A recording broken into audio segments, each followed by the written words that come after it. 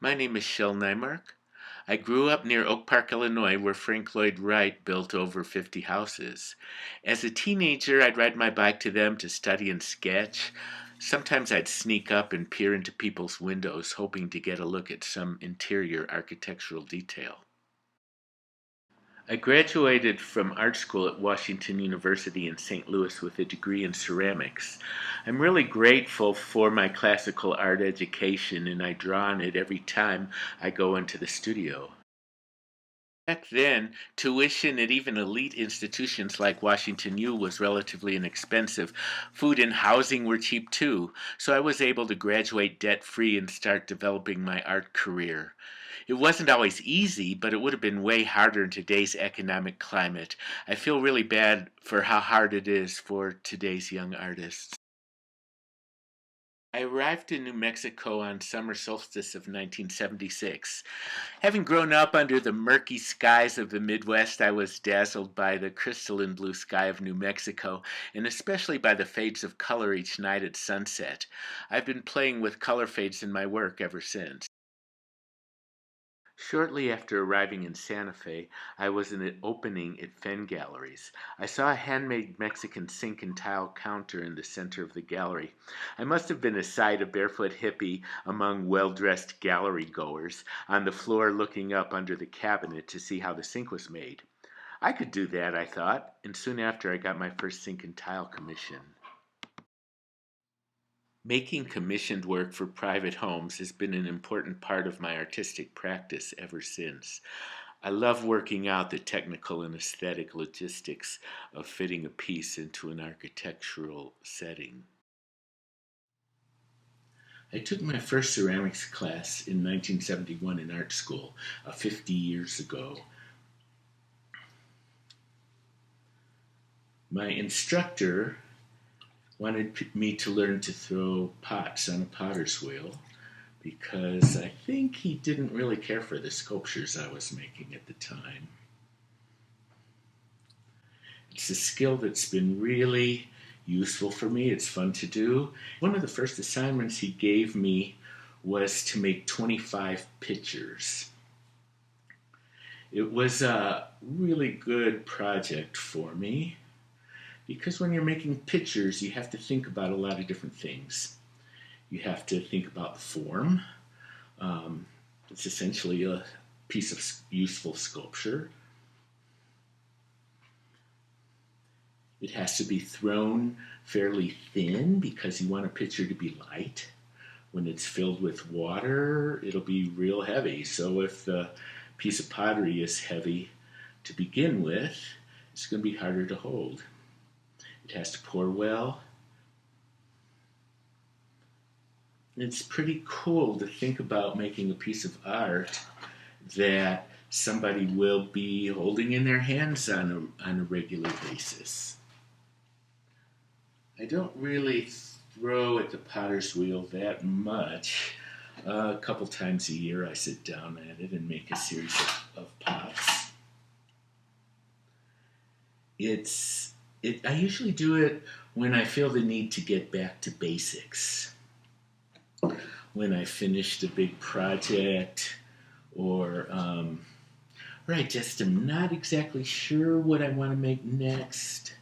Sitting down and throwing some pots really can help me focus. I always wanted to do public art, but the time and energy I expended in applying to over 100 projects seemed an exercise in futility. But I felt like I'd hit the jackpot when I was awarded my first public project in 1994, a fountain at the new Albuquerque Botanic Garden honoring gardener Rosalie Doolittle. The project took 2 years to build. I had to make over 4,000 tile cottonwood leaves. Luckily, I'm easily entertained and I never got bored with them. I varied the colors in every kiln load. There are probably hundreds of different colors in those leaves. My second and third large public projects were awarded the same week in 1999. For Artesia, New Mexico, I selected images from the town's architectural detail and also drew on the history, agriculture, and geology of the area. For Truth or Consequences, I designed a small park surrounded by ceramic mountains with natural hot water running through them. Several benches, placed where visitors can put their hands and feet in the water, sport ceramic tile with themes related to the area. I conceived the map mural of the Embudo Valley along with my late friend, historian Esteban Arellano. It highlights the Acequia culture and rich history of my beloved village. I worked with 4 local teens to build the mural, hoping to pass on skills and a knowledge of their community's history. I'm on the daily walk from our house right now. Besides being inspired by all this beauty that I'm lucky to be surrounded by, I also use my walk time to resolve and refine technical and aesthetic issues I might be working on with any pieces that I'm doing or are about to start. I taught myself how to make stained glass in college. I've done several projects over the years, but I wanted to do something in glass that's more sculptural and organic.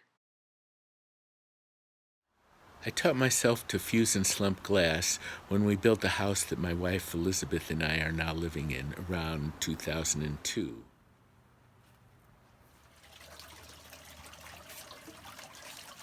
I love seeing light come through colored glass. So many of my first slumped glass projects were lamps, sconces, and light fixtures. I also made a bunch of functional pieces like plates, bowls, and tables.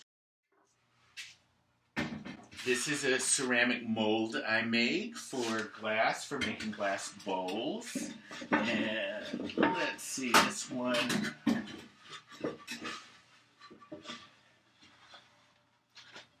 looks pretty nice. The little triangular pieces, I made a ceramic mold for those. I put glass powders in all the divots here and fired the piece flat and then later put it in the bowl mold to make a bowl. These are some of the molds for my many projects. You can see here's a brain mold right here, a sconce mold, kidney, all kinds of things. Around the time I turned 60, I thought it was time to address life's big questions in my work, such as what is the nature of existence and consciousness? I enjoy reading science. The more we learn about the universe and how it's put together and how biological organisms function, the more mysterious and awe-inspiring they seem. I have a theory that the more time you spend contemplating the complexity and mystery of existence, the more likely you will make the correct decisions in your life. Despite the fact that humans tend to focus on ourselves, we rarely think about the fact that we're wondrous, living, complex organisms. While I'm talking to you, for example, the marrow in my large bones is making red blood cells. Is that crazy or what? This wall sculpture is called Delta Brain, Theta Brain, Alpha Brain, and Beta Brain. It illustrates the types of brain waves we are sending out all the time when we're in different states of consciousness. Delta waves, the widest ones with the biggest wavelength, are waves that we send out when we're asleep. The theta waves we send out in the hypnagogic state when we're kind of not asleep but dreamy. The alpha waves are a meditative state when we're not concentrating or thinking about anything, and then beta waves are when we're concentrated, active, awake. That's what I'm sending out right now. So I think it's really interesting that we send out these brain waves constantly, and I kind of wonder, what does it mean? Are they just a meaningless byproduct of the electromagnetic energy that's happening, that's running our brains, or do they carry information? Could they be the mechanism of collective consciousness, and could they be consciousness itself? I read a theory recently suggesting that consciousness is not confined in the brain, but it's a field around the brain. So it's interesting things to ponder. Because I find brains so interesting, much of my recent work focuses on our brains. So I'm wondering, are we our brains? If we can direct our brains to focus on certain thoughts, who is the we that's doing the directing? I've also been interested in making interactive work in which viewers or participants are needed to complete the piece. This is my friend Steve Cox. He collaborated with me on the interactive heart drum and brainwaves pieces, and we have a few more pieces in the works. So, Steve, tell me why you agreed to collaborate with me on these pieces. Sure. My background is in mathematics and neuroscience and engineering. I've been an educator for 30 years. And the older I get, the more kind of convinced I am, that there's this gigantic step for students to get into the science and math world. And that there's a couple natural entrees that are less steep, and one of them is art, and the other is kind of the body. At the level of your kind of at your vision, that would require some technical stuff like extracting signals from the body that most of us aren't aware of, right? We can't really tap into our brain waves. They're not visible, they're not really visceral, they're not really around us. And also we kind of take our heartbeat, we can't listen to it, we kind of take it for granted, like our breath. And the excitement of watching people interact with things in their own body through these kind of neurofeedback or biofeedback mechanisms in a way that's not just a gimmick or a game, but is really like an art piece. I found that, really, really powerful for working with students. It's called Heart Drum. It measures your heart rate with this clip on your ear and translate it to this machine, which plays the bass drum and the snare drum at the rate of your heart. And then I have some bongo drums here so that you can play a duet with your own heartbeat.